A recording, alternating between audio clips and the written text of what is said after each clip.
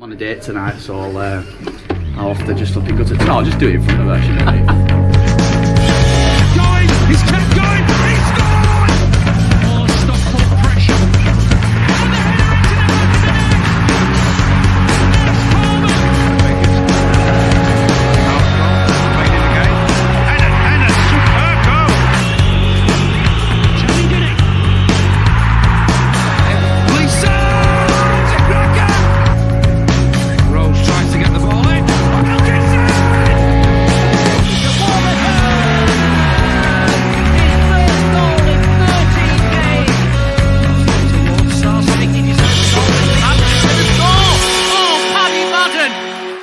It's a 5-star performance from Stockport County. All right, we got a small house, but we got a big bloody heart, I tell you.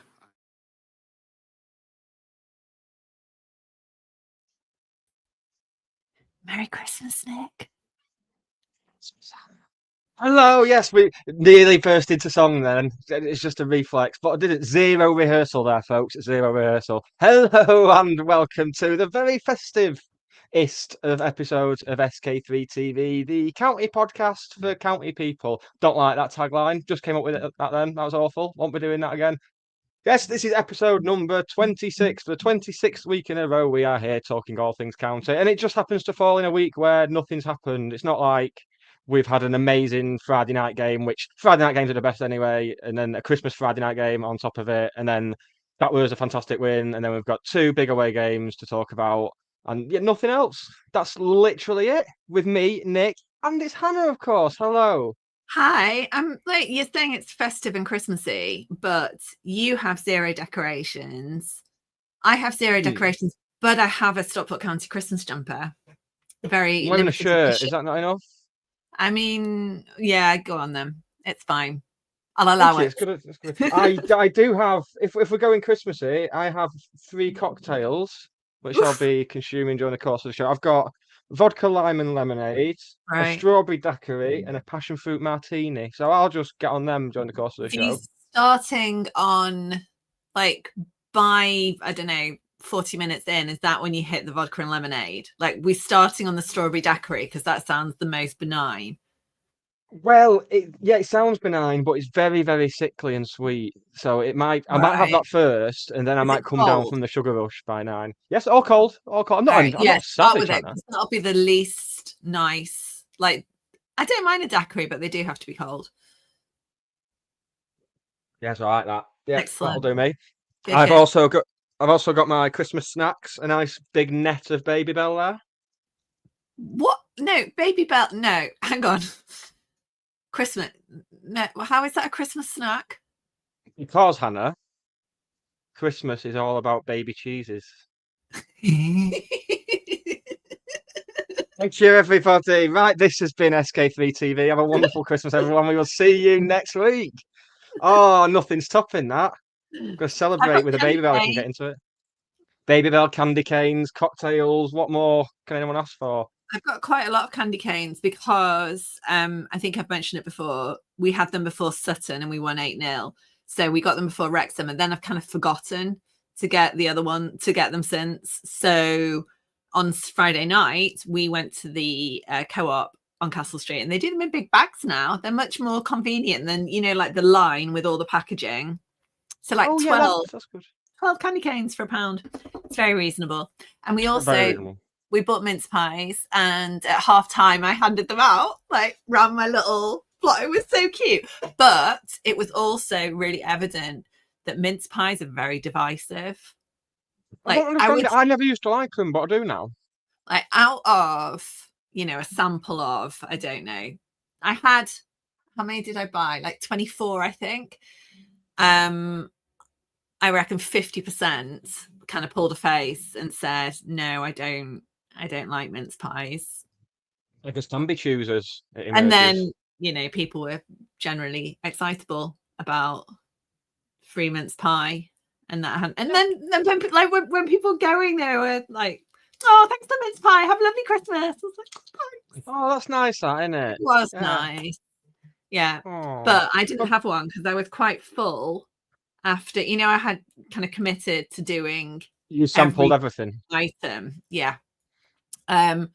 Those pigs and blankets, they're lovely, but I think I managed 2. And then yeah, just because they were so big and so filling that that was the end of them. But I had I had some of my Christmas dinner in a cup. Charlotte had the mashed potato and the sausage. Yeah, so they were really nice, but yeah, just a bit too much. And I snuck a Peterborough fan in that I used to do the Real EFL with, and him and his dad, and they were so kind of in awe and taken by it and really pro Stockport County afterwards. No, it was worth it. Like, I knew that they'd be absolutely fine. They're friends, and he's a sports journalist now, like a proper grown-up one. And it was lovely, but it was nice that they were impressed by it, and kind of because they've been wandering around Castle Street wondering at the price of beer and been really excited by the price of beer. I thought, well, maybe don't go in some of the establishments on Castle Street. Come to the courtyard. So that's what they did. So it's always nice when you hear people say nice things about your club, isn't it? It's like, isn't it? It's almost a bit personal. Like, oh, thanks. Yeah, thanks, because we've had such a big part of it. You know, we put up that marquee ourselves. Yeah. Like, we put the shipping containers in. It was a hard weekend, that was. Yeah. So yeah, the people that achieved that should be very proud of themselves, and that it's sustained its appeal. It was absolutely rammed in there on Friday night. We got there at just after 6, and I don't think there were any seats free. So yeah, I got there at like 6:30, and it looked dead quiet. I thought, oh, it's dead in here, and then I realised everyone was queuing for food. It was like a massive queue. Oh my goodness, the queue was ridiculous.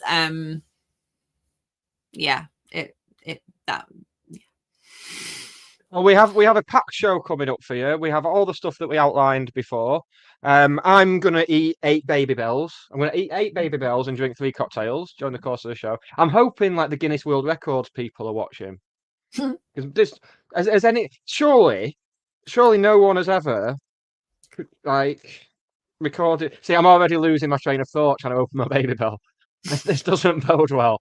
I don't think anyone's ever recorded a podcast whilst eating 8 Babybels. It must be a world first. This is completely an unfootball related story, but it's quite funny. I'll try and do it very quickly. When the girls were little, Sophie rugby tackled Charlotte. She hit her head on the wall and then was coughing up blood. And I rang 111, and they said, right, we've got to send an ambulance because of her age. I can't remember how old she was, about 18 months or 2. It took her to paramedics, like, yeah, that's definitely blood. Off we go to A&E. She's absolutely fine. She's running around playing with the toys. Get home. The next day, I find a Babybel in the lounge with little teeth marks in it. So she'd eaten through the wax and the cheese, and that's what she'd like coughed up, not actual blood. So that's why we don't have Babybels in our house anymore. Well, I mean, I've got 8 of them if you want some. Well, no, I've got 7 now, just about to be 6. I'll have this Babybel, and then we'll talk about county. How does that sound? Deal. While I'm doing that, do you want to tell people what they should do if they're watching on YouTube, and what they should do if they're listening on Spotify and all that? They should like and subscribe. If they're on Spotify, they can follow the show, and then you get a little alert. I'd forgotten about these, but I've just started listening to Kylie Kelsey's podcast, which is I also highly recommend it for parenting and sports, largely American football. But you get a little alert to tell you that a new episode is ready. So shout out to Paulie. You know, I've told you repeatedly about the men that sit next to me. Yes. At county, yes. Right. So Paulie is now an avid listener of the show. He was telling his dad on Friday night how good it was, and it was really lovely, apart from when they started to try and do a bit of a SK3 chant, which was a little bit worrying. But you see, I've lost my train of thought now. But because they were talking about when they listened to it, and he said, when do you record it? When does it come out? I was like, oh, Monday night. But Paulie clearly hasn't clicked follow, because then you don't have to wonder anymore. You just get told when it's available. Got a nice little notification. I got a note like just as we've gone live. It happens every week. Just as we go live, my phone goes, and I always have a little thing like, "Oh, why is someone texting me now? They know I'm about to start a podcast." And then I look, and it's a notification that this has started. But YouTube. talking of podcasts, actually, for those people who've been following our I Forgot He Used to Play for County advent calendar on Instagram and Twitter, there's a big surprise behind the 24th door for people Oof. tomorrow. Very exciting. And they might want to get YouTube notifications on for that. Because you do normally get a good one on the 24th, because Yeah. you don't always get a 25. Has your advent calendar got 25? No, because it was all building towards what I'm going to do tomorrow. But I can't be asked doing it Christmas morning. My Nespresso advent calendar doesn't have a 25, but my Sephora one does. And I've got extremely high hopes for it because it feels like it should get better as you get closer to Christmas. Yes, yeah, absolutely should do. Yeah, I missed a little. I'm old. Oh, this is a. No, yeah, probably am. I'm old enough to remember getting advent calendars that didn't have chocolate in. Oh yeah. Well, Yeah. I was allergic to milk, so that was all I got. Like with paper and a nice photo, nice picture behind it. If I was allergic to milk, I'd kill myself. You have no idea how much milk I drink. It's ridiculous. Yeah, but I didn't. So I still don't have cereal ever. Oh no, I don't have cereal. It makes me sad. Just never got into the habit of it. Don't have much yogurt. In fact, I still don't have that much. But I am. I've drank like two pints of milk today alone. I have. Really? Whole milk? Yeah. No, the green one. The can you just drink that? Because I know you can, but does it have flavour? I was led to believe that if you drink milk, you should only drink the blue one. Well, the blue one's like cream. It doesn't quench the thirst. The blue one's like dead thick, and the red one's like water. So the green one's, but it's a good thirst quench. I sometimes if I've been playing out in the summer, I'll run home and chug a load of milk. I hope no one's seen that mime that I did then. That's going to get clipped up and gift. That'll be in the group chat within the hour. Excellent. Right, shall we talk about some football involving Stockport County, Hannah? Yes, please. Yes, I think we should. We're 12, 13 minutes in. Let's get on it.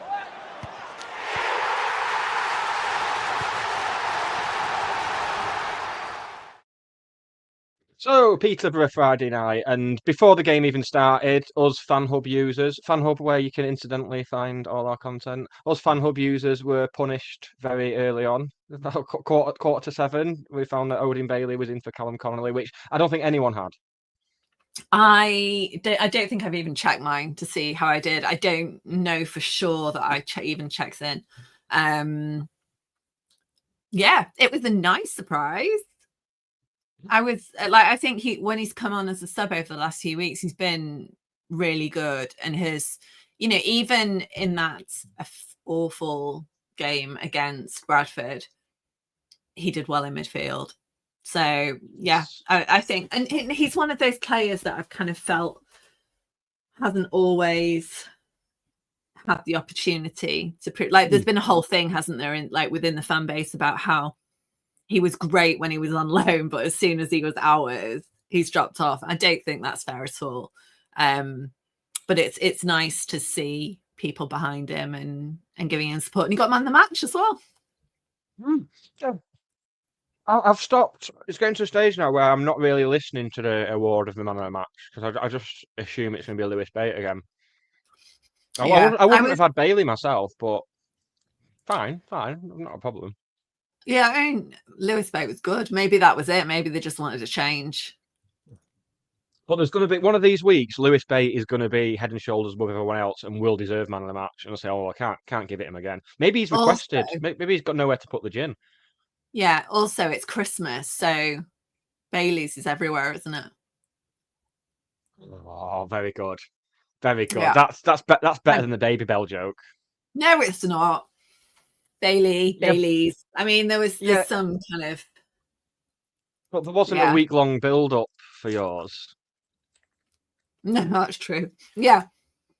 For people listening, Nick has been telling me about his amazing Babybel joke for a week, and I've not been allowed to kind of pre-censor it or anything. I think I'm going to turn into a Babybel. Now I I've got- kind of want a Babybel. After this, I'm going to Aldi, because I'm a dickhead and invited people round on Christmas Eve at the last minute. So now I've got to actually cater for them, and I'm working tomorrow. So I'm going to go to Aldi. So I might get myself some Babybel. Treat yourself. I got mine from B&M. £3.70 it cost me for how many were there? Oh, there was 15 of them. So I put a serious That's dent in right. them before I even started this. Yeah. Yeah. That's been my day, eating Babybel and doing some editing. Excellent. Good, good. We're not going to mention his name just yet. We'll wait until the section of the show that's Voldemort. dedicated to him. Pardon? Voldemort. Yes, the Voldemort of counter. He might as well be Voldemort to me now he's leaving. Yeah, genuinely convinced. Even the commentators on the Sky highlights were convinced that it was him that scored, but it wasn't. It was Odin Bailey, who I don't think knew much about it. No, I was going to say it didn't feel like a particularly engaged. It was a passive goal, perhaps. Yeah. Shall we say? But Yeah, goal's goal. And there was a point then where I thought we were going to absolutely blow them away, because they seem to do this thing of persevering with playing around the back, which is really getting a kick in at the moment across the whole of football. Like, given what happened to Spurs on Thursday night and everything, it's really getting a kick in as a tactic. But I think it's fine as long as you mix it up. But Peterborough didn't. Peterborough were just wedded to that no matter what. And to be fair, we had I think Ben had one of his worst games for us in that respect. I don't know if it's because he got picked out after Stevenage. He got picked out in the interview about his kicking. I don't know if he's second guessing himself or what, but yeah, we got away with it there a bit. Yeah, I mean, especially that clearance from Pye that was, I think Ben had come out, and I mean, they should have scored, really. If I was a Peterborough fan, I would have been vexed by that, because their record at the moment, I mean, they've of the last 4, I think they've lost 3. Oh no, last 5 they've lost 4. But they beat Crawley. I know that sounds a weird thing to say, but they beat Crawley. But as we'll discover as we journey through the Yorkshire Dales, it's not for everyone. But yeah, it follows. They've lost to Reading, Burton, Northampton, and us. They're very erratic. Although they did beat Blackpool 5-1 and Cambridge 6-1. So on their day, and maybe that's exactly it with the playing style. If that works kind of well for them against their opposition, then it really does work well. Yeah. But we know at County that Chally and the backroom team are very strategic. They watch the tapes. They, can make predictions. Obviously, Peterborough are missing Poku at the moment, but Mother's ill, who perhaps should not play for Motherwell, and Jones as well are in just outside the top. They're level with Calverton actually on goals scored. They've both scored 6. But Mothersill has a 74% shot accuracy, which is the highest in the league, I think. So that was a good one. I thought that Cian Hayes was very good. He's a young gun. He was on loan at Rochdale last year. He's been at FC United. He was a Fleetwood player, and he's only just signed for Posh, in the summer anyway. And I thought he was good. And that, we talk about them playing from the back. They were quite dangerous when they'd suddenly break. And you can see why they scored so many goals. Yeah, absolutely. But then he isn't. I couldn't find him in the Randall's number 22. He was the one that scored the goal from I think Hayes is a bit of a kind of assist king and just passes it on for someone else to bang in. But yeah, they're we said this last week. They're very erratic at the moment and inconsistent. So I think we did well, but probably could potentially have done better. But at the same time, there were chances that they didn't take. Absolutely. I mean, but the chances they didn't take seem to be mostly of our making rather than theirs. But I mean, they're one of the sides with the highest budgets in the league. Their budget's going to be right up there. It's going to be certainly top six budget. You'd imagine so. Anyway, based on the championship, and they've sold players away for players as well. Yeah, the thing is with Peterborough though, it's like Johnson Clark Harris, who they put a price tag on. I can't remember what it was. And then Dara wouldn't take anything less. They had offers, a fraction less. I think from Charlton, Wrexham, absolutely wouldn't take it. And then obviously he ended up going to Rotherham. It's all full circle, isn't it? So I don't know. They try and do a lot with not very much in terms of the younger ones. So obviously they've got Chris Clark.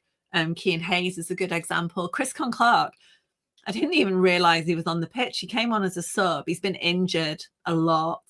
But, we've talked, or we will talk as well about players stepping up a league. And that's what Peterborough do. So they've had Shamanga, Chris Clark, Kean Hayes. And they don't always do well. You can't always transplant a player, however good they are, and whatever success they've had, into a higher league and expect them to automatically excel in the same way. And both of those, I mean, obviously Chris Clark's been injured, but it's one of those. And Matt said in the comments that Peterborough have sold 10 million in players in the summer. They do. That's what they do. They sell players and kind of reinvest it into. So it's financially, their model is very financially driven, and they will also.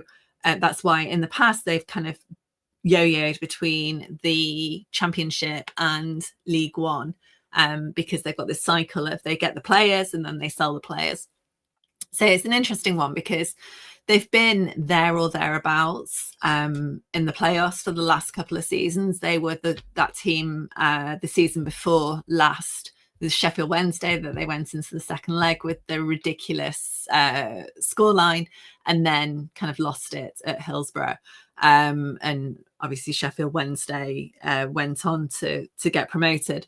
But last season, I think they were kind of tussling with Derby. I can't actually remember whether they got into the playoffs or not in the end. I feel like they did, but went out first opportunity. So yeah, Peterborough have been inconsistent and are yet to find their pace, I think, compared to how they've been in previous seasons. That was just the best thing ever. That I don't know what happened on this end, but I put YouTube on my phone, and you were just more of that. I'll just do this every week, I think. I haven't Oh got no, it's fine for me. Oh no, none of us have. Can you hear me now? Can you hear me now? Over here. Yeah, you're back again. Oh, I don't know what happened. That was just a horrible moment for everyone. I was sweating here. Oh God. Oh no! Well, like I told you just before we started, didn't you? The first time I did the Really I Fell, I think it was the producer and I can't remember who it was went, and I remember someone listening back and saying you sounded like you were rambling a bit there, and I was like, yeah, I was on my own. I didn't know what to do.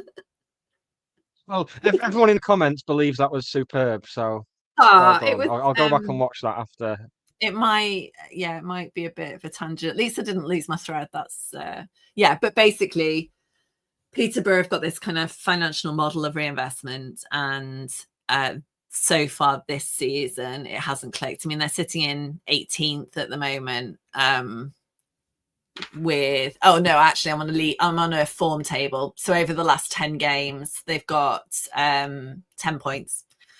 So it's not going brilliantly for them at the moment. No, Are you just taking the piss now? I'm surprised because No, I'm genuine. I am not. I'm not taking. I am a I thought nice you were man, Hannah. I am pretending not. to I am not freeze. going to.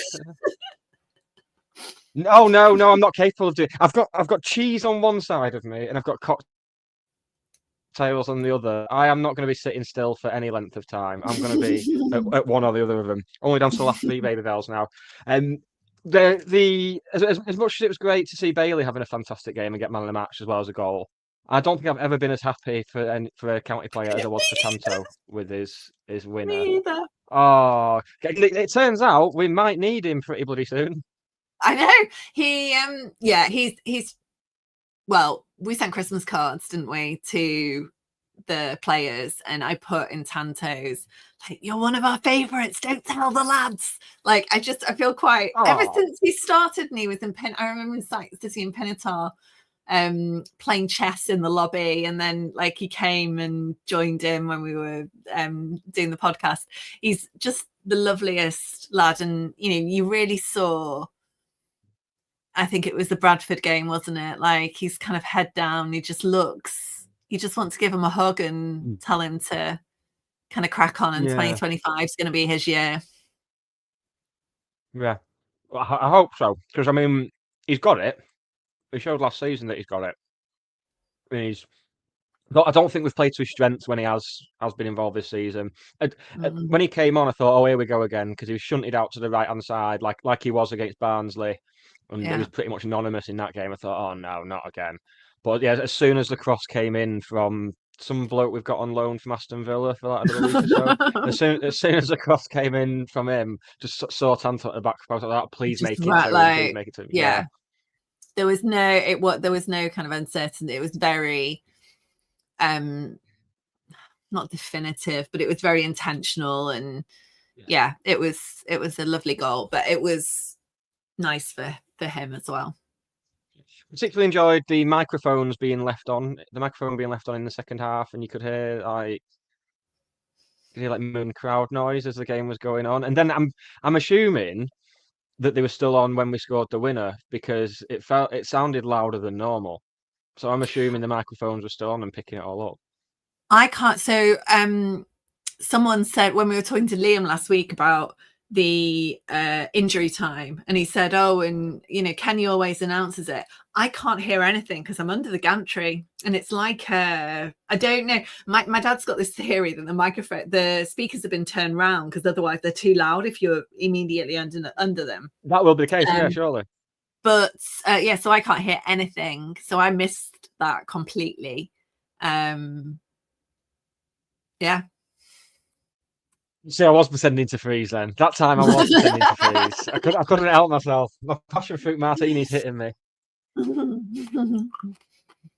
Genuinely, I mean, I think you mentioned it in your tweet as well. Like, Friday night football's great, but festive Friday night football. It was such a wonderful atmosphere in the courtyard before the game. Apart from that bloody brass band playing Christmas songs, it was like Christmas carols. It's like, I don't think Christmas is a time for religion, to be honest.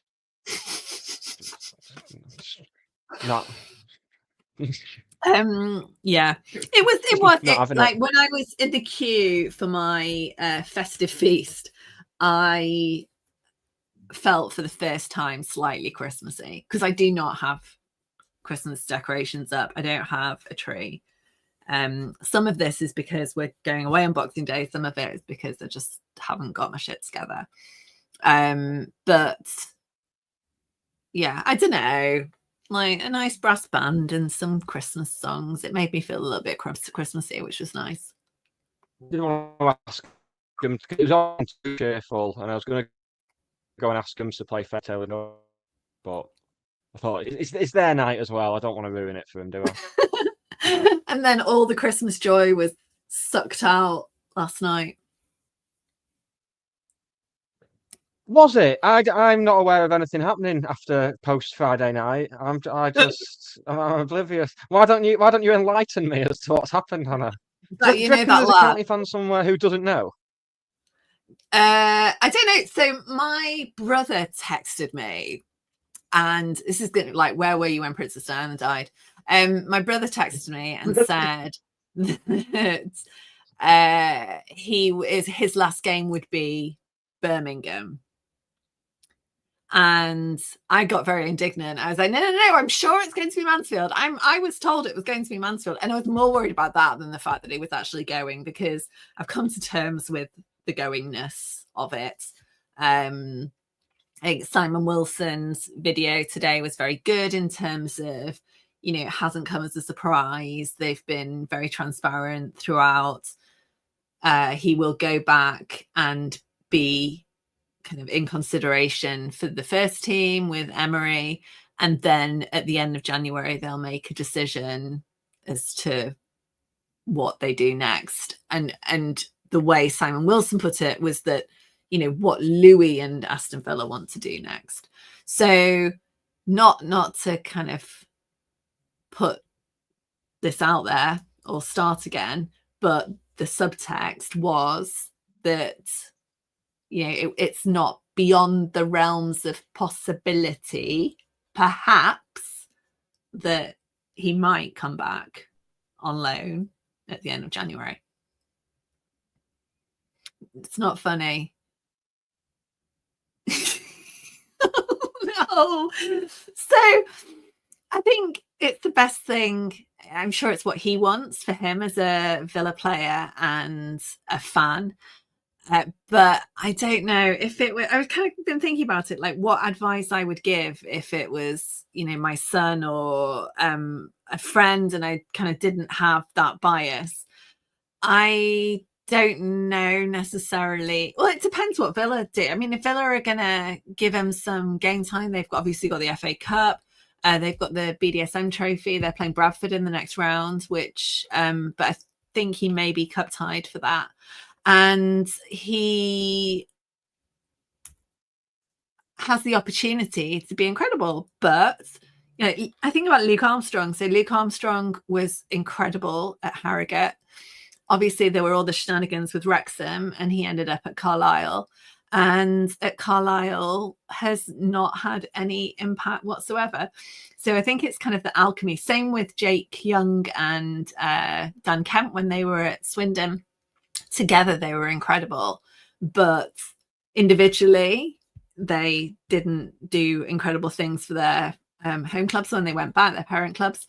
And even together at Stevenage, they haven't done incredible things. So it's one of those where I think it's a set of circumstances and the alchemy of the kind of the players and the team all working together that makes such a big difference.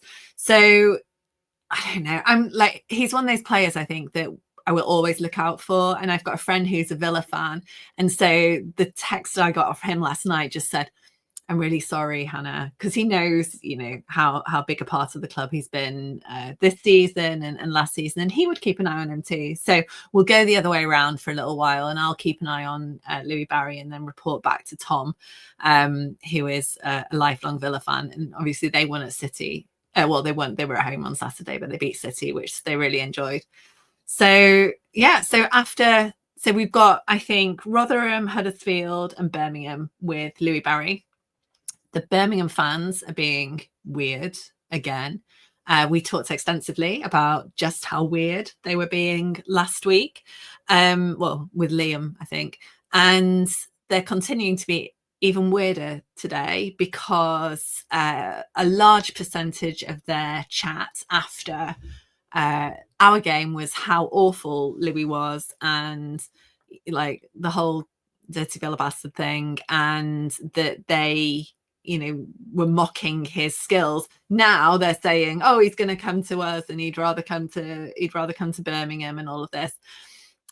Wrexham fans have been suggested buying him. So, I think they've got some, I don't know, bizarre idea. But the other thing that's happened, obviously, over the last week is the announcement that they're changing the way that owner equity can be used within clubs. So at the moment, owner equity can be used at 100%, whereas otherwise it's 60% in League Two and 50% in League One. So from next season, owner equity is going to be staggered in the same way. And the same applies to like any revenue from cup runs, which at the moment is kind of allowed at 100%. So that's going to be the same breakdown, 50% for League Two and 60%. 60% for League Two and 50% for League One. So it'll be interesting to see how things change. Obviously, Birmingham are one of those clubs that would be impacted by that. It's not quite the equivalent of a salary cap because it's still turnover. So, Wrexham arguably would still be okay because they've got merchandise, they've got, all the sponsorship deals. And that is one way to get around it, to have sponsorship deals that are very lucrative that count towards turnover as opposed to owner equity. So that's an option as well. But it'll be interesting to see what happens because, like I say, there are quite a few clubs that are affected by it or will be affected by it, especially as well clubs that coming down from the Championship that won't have the opportunity to do the same thing that Birmingham did with their excessive spending over the summer. So on to Rotherham. How are you feeling about Rotherham? No, it's Huddersfield first, isn't it? I thought when you said how you feel about Rotherham, I thought you were going to say like the place or like No, I've never been to Rotherham. I don't think. Well, I have. Yes, it's the only place. It's the only team we play this season that are name checked in an Arctic Monkeys song. There's a fun fact that's what I do. That's the type of insight. Arctic Monkeys County crossover. So the two sides in our next two games that we would have expected to be up there. I told everyone who'd listen in the summer that Rotherham will absolutely piss the league. I was oh my god, they should have done. Rotherham and Birmingham would run away with it. Yeah, I don't understand Rotherham. The money they spent. Yeah, and they got Steve Evans in a really cynical, like he just dumped Stevenage, jumped ship to Rotherham. Stevenage missed out on the playoffs. It was, and Rotherham at that point were going down anyway, so there was no need for him to go then. And they recruited some massive, like Johnson Clark Harris. They really, really went big very early and then just stopped. And there've been rumors for a while about how secure Steve Evans's job is, and there are supposedly rumored people ready that have been interviewed and are kind of ready to take over.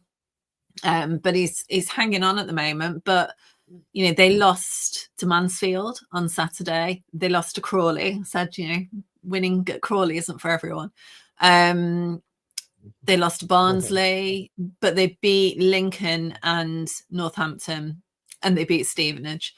So that's over the last 6. So they're from their last 10, they've had 13, which, they've just not cracked on in the same way that you would have expected.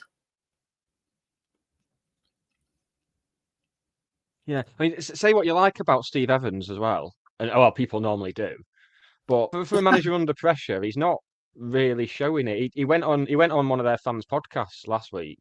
I did it. Blows my mind. Like when you've got things to whinge about, and then for the manager to just go on the podcast with you, that's fair play to him. Yeah. I mean, the other thing as well is, so they're sitting in 18th with 23 points, but they have only played 19. We've played 21. So that would put them on 26, 29 points, which would put them 10th, which is a big jump up. And then there's not much in it between 10th and 6th, essentially. And then you get a little bit of a buffer, although Reading, Bolton are still on 19 as well. So there's movement, and arguably it's December. You shouldn't be looking too closely at the league table anyway.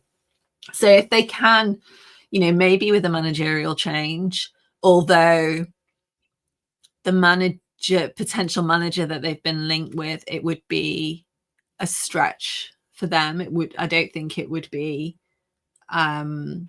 something that people would necessarily be expecting, or something that, you know, he's not necessarily known for his abilities in League One. So we'll see. But you know, things happen, and it might turn a corner, and they keep him on, because he's only been in. When you said 26 weeks before, it's like, shit, that's exactly 6 months. This is our 6 month 6 months anniversary tonight. show. Yeah. Yeah. Get you anything? I got you the gift of me eating 8 Babybels. That's the only gift any woman can ask for, I think. Well, you got me the gift of quite a lot of time of talking without being interrupted. Very good talking now. Very, very good. That's the You main on a- thing. I It's not think like you we're were on just a going on. delay. It was actually very.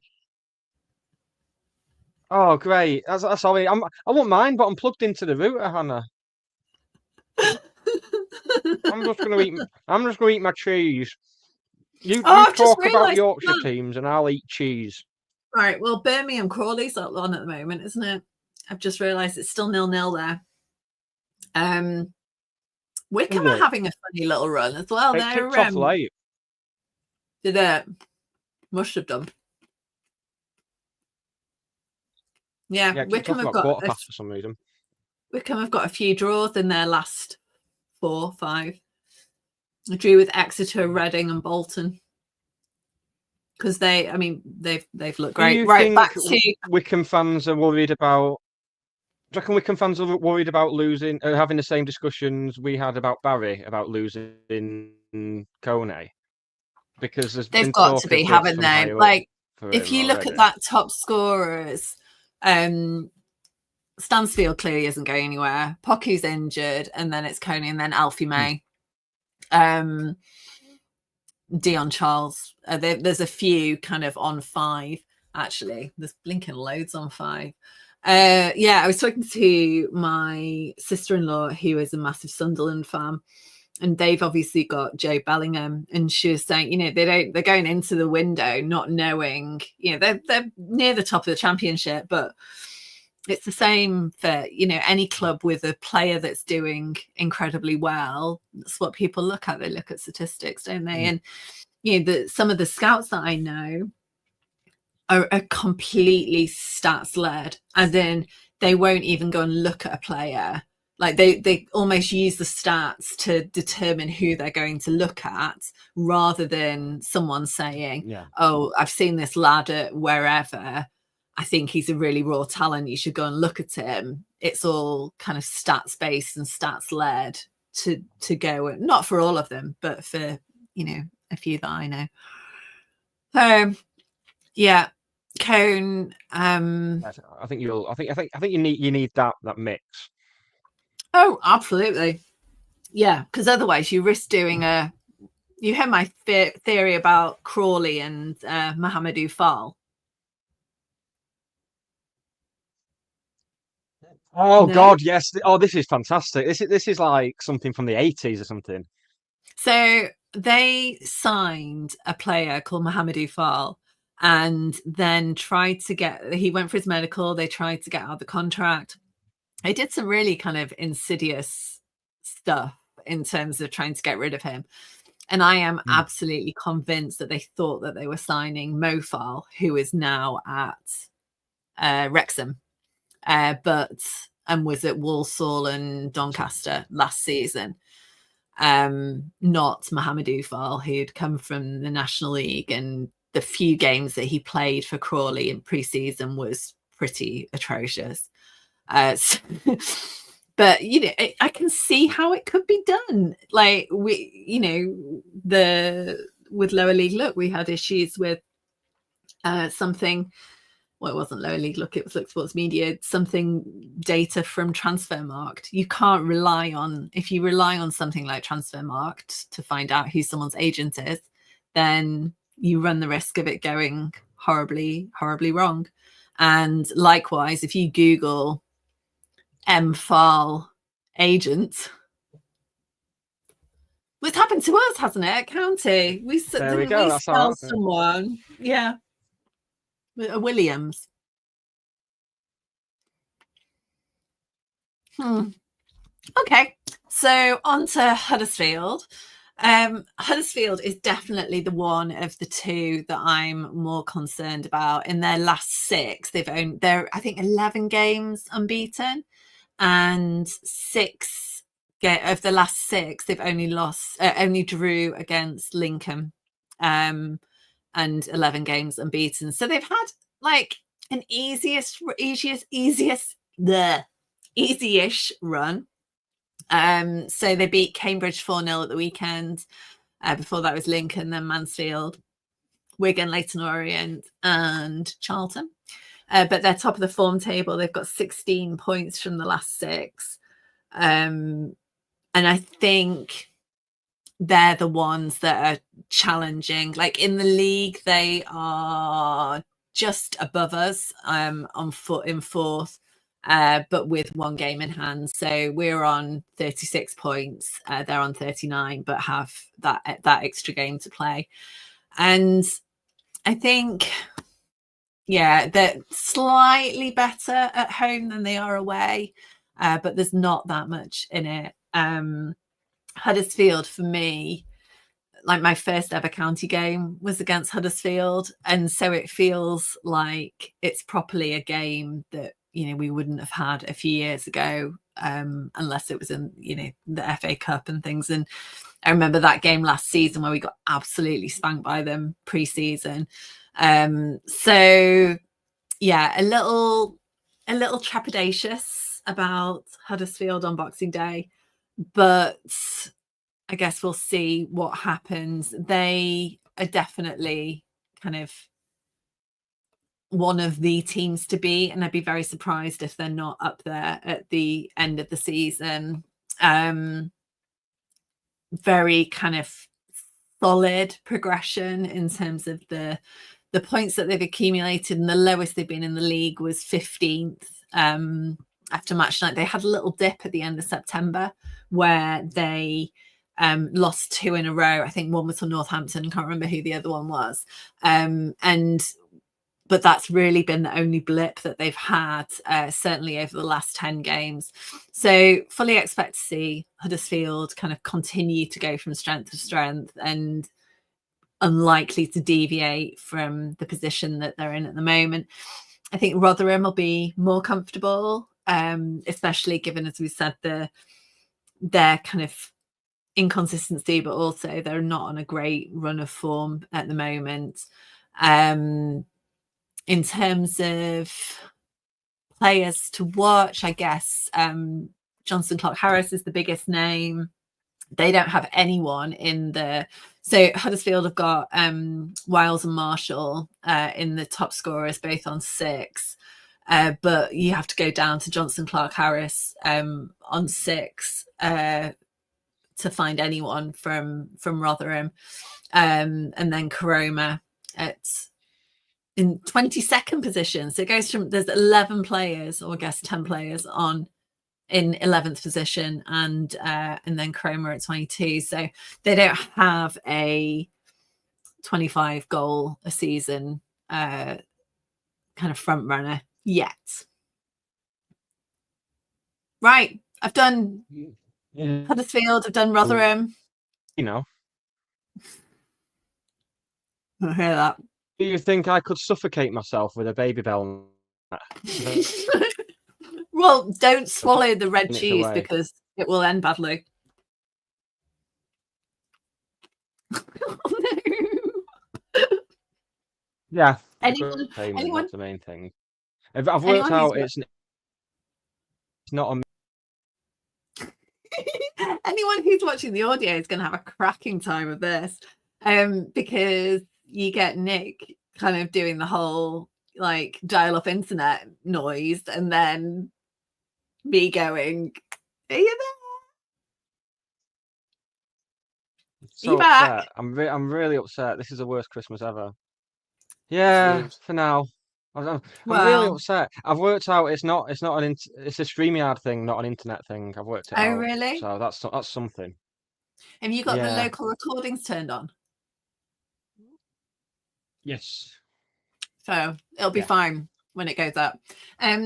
The wheels are literally coming off. At least you didn't lose a wheel on the slip road yesterday, like other No, tell people. us all about that, Hannah, because Oh well, that's it's good. I mean, like I was gonna say the trailer is basically going to be 55 seconds of you.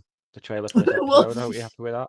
yeah, and my wild takes on anything. I don't know. I feel like, what have I said? Yeah, I lost a actual wheel yesterday. It just She did. It's came true. off. She did. Yeah. So How the terrifying AA was were it on a great. scale of 1 to 10? It wasn't particularly enjoyable. And then it sounds awful, but the worst part then was like the people driving past with the window down going, "You can't park there," because that was funny.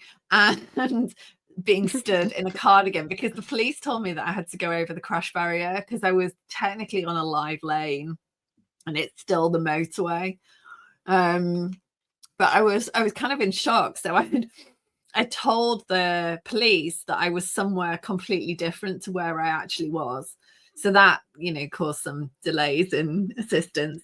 But it was, yeah, it was good. And the amazing AA guy got me to the garage. Ian says, "Have you found the wheel yet?" I drove past it when I was being escorted off the motorway by the AA and the Highways Agency.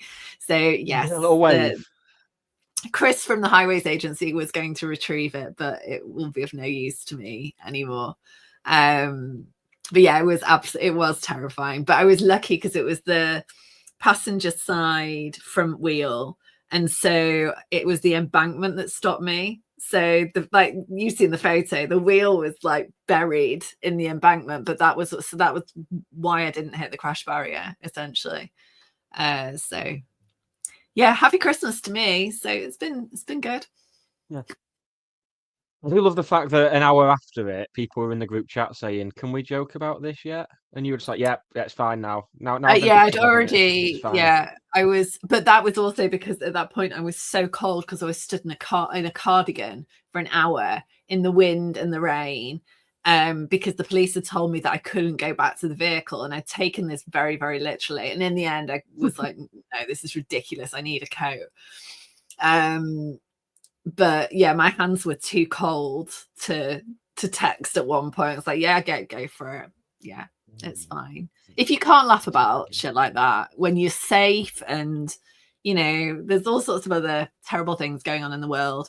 But yeah, so Louis Barry going yesterday was like, yeah, it's fine. Yeah. I didn't even get a chance to, because of the streaming software issues, I didn't get a chance to talk about the thing that's annoyed me most about the Louis Barry thing. And it's not Go that on. we're going to lose someone who's in double figures for goals and he's starting to contribute assists as well. It's the people on social media.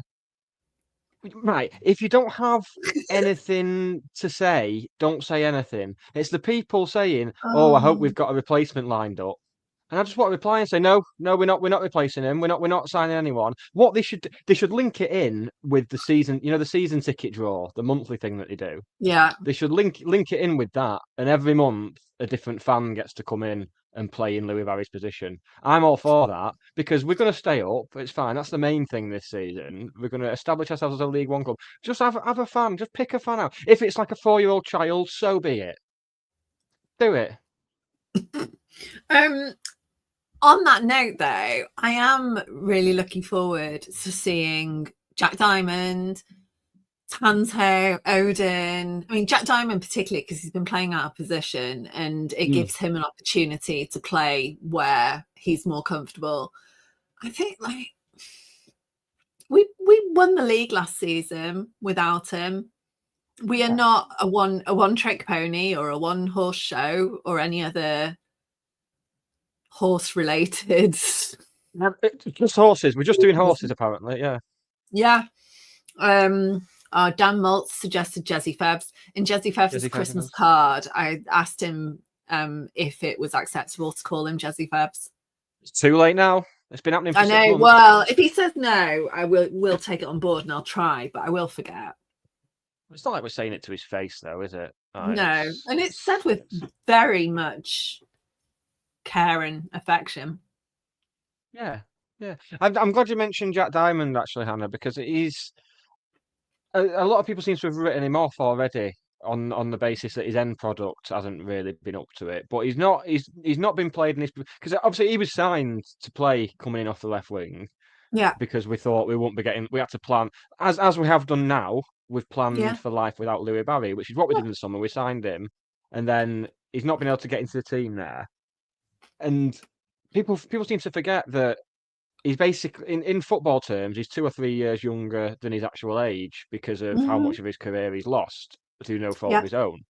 yeah, So there's you'd hope. I mean, he didn't get brought on when we were after a goal on Friday night, which you think maybe suggests, well, has he got the trust of the management? But and he's our player. He's on a long enough contract, so yeah, hopefully, yeah, I'd like to see him come good. 'Cause he has a lot of the same skill set as Barry as well. You know, he can run at speed. He's yeah. agile. He can beat a Makes man, and we space. don't have a lot of players who can do that. So if he can step Mhm, up, that'd be perfect. mhm.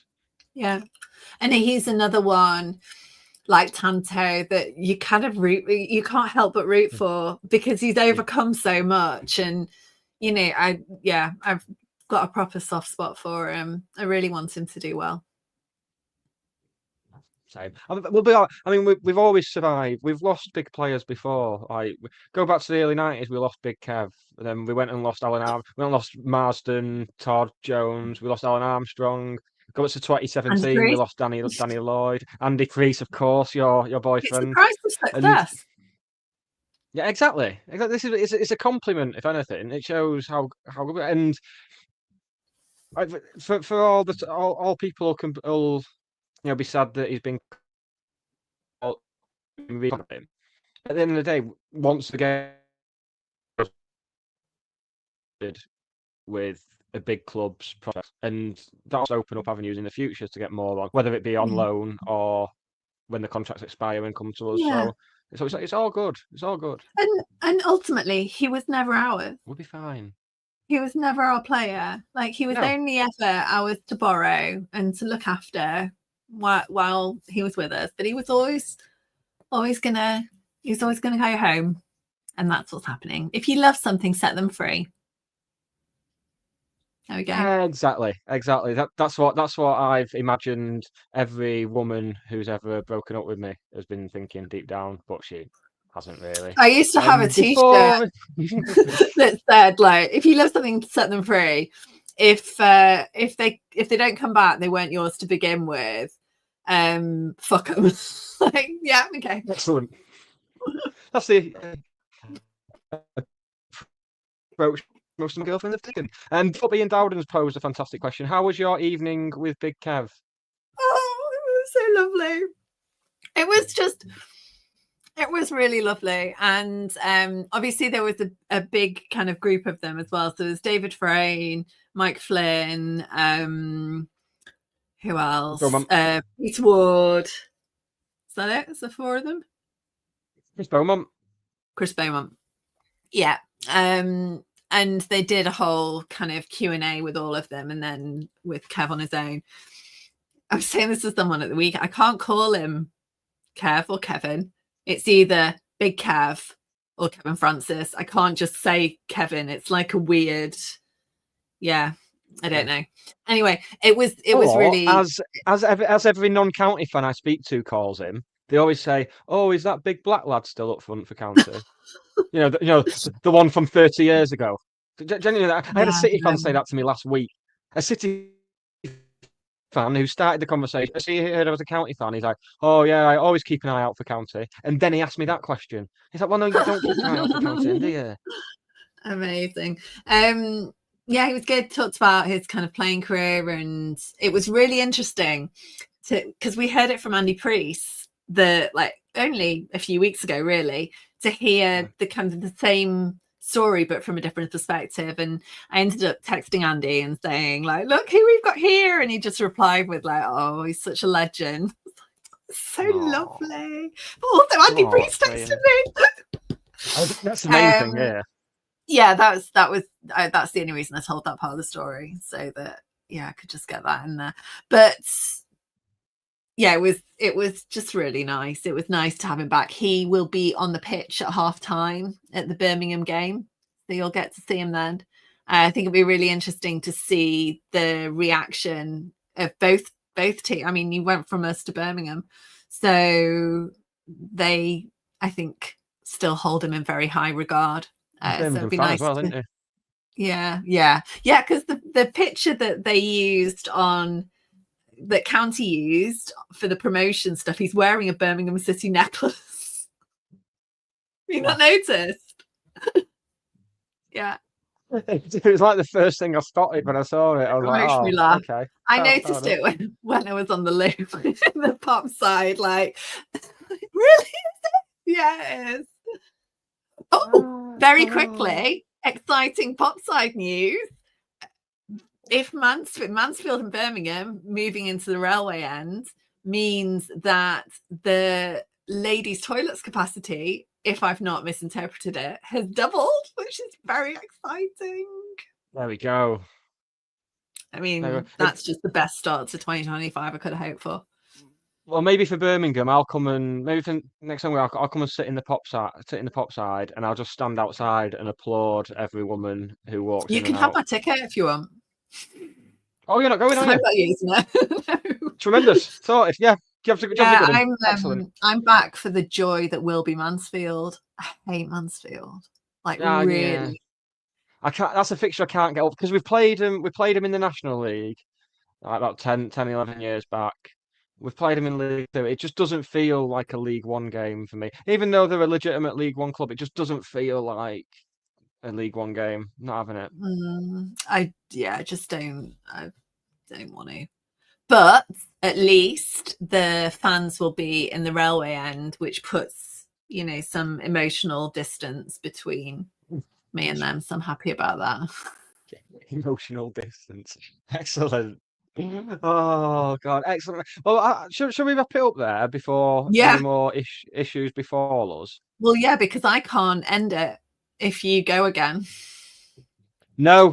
Me and Ben had this problem over weekend. Just him just sat there for an hour, just waiting, wondering what to do. Right, what we should do. Well, Merry Christmas to you and yours, Hannah. And to That sounded you. sarcastic. I'm very aware. What, even the naughty one that got on the roof on Friday night? Yeah, that's fantastic. That's just superb. No. Yes, and I will potentially be joining the next podcast from Flow Rider. Flow Rider, get him on. Yeah. Get him on to do his Matt, hits. we can have Matt on. Matt? Yes, you and Matt go to one of his local dive bars and we'll have you both on. Yeah, we'll do that. Sort that out. Take your gear with you. Excellent, we'll do that. Maybe I was going to do a big thank you to everyone who's been watching, but I'll save that for the New Year one. That's the best time for that. Matt says he'll see you Thursday. Yeah, Matt. Thursday. Yeah, I'm getting there on Thursday. That's good. Yeah. I'm going to where Matt lives. I remember. I'm going to where Matt lives on Thursday because Charlotte wants to go to Raising Cane's and there's one in Pompano Beach, which is near where Matt lives. I'd forgotten that. I'm very jealous. Very jealous. I was jealous of the holiday anyway, but going seeing Matt. Yeah. Oh. Yeah. Matt I do. Matt Go listens on holiday to and two of meet the Matt. 3 podcasts that I do. That's all you need. Right, let's wrap it up there then. Merry Christmas, everybody. Thank you for tuning in tonight of all nights because, let's face it, it is Christmas now. I'm going to go and listen to the Pogues for like 48 hours now. That's my plan. I'm going to Aldi, which feels like celebrating Christmas in my own way. Which Aldi are you going to, just so people can spot you? Off the one near the old Hungry Horse pub. Going to that one. Oh, yes. Excellent. It's a good Aldi, that. Good Aldi. Yeah, it's good parking. Easy, yeah. You should have done the Aldi stuff when I've done it then. That's how you should have vamped and filled time. Yeah, which Aldi, yeah. Yeah, let me know in the comments, guys. Get in the comments, guys. Right, Golden Hind, that's the one. Well done, Dan Malt. Excellent. I used to go in there quite often, actually. Right, let's wrap it up. Hannah, say goodbye to everybody. Goodbye. Happy holidays to those of you who don't celebrate Christmas. Season's greetings. Goodbye, everyone. Merry Crimblemas and other holiday wishes, everyone. I almost sounded like I meant it then. Bye.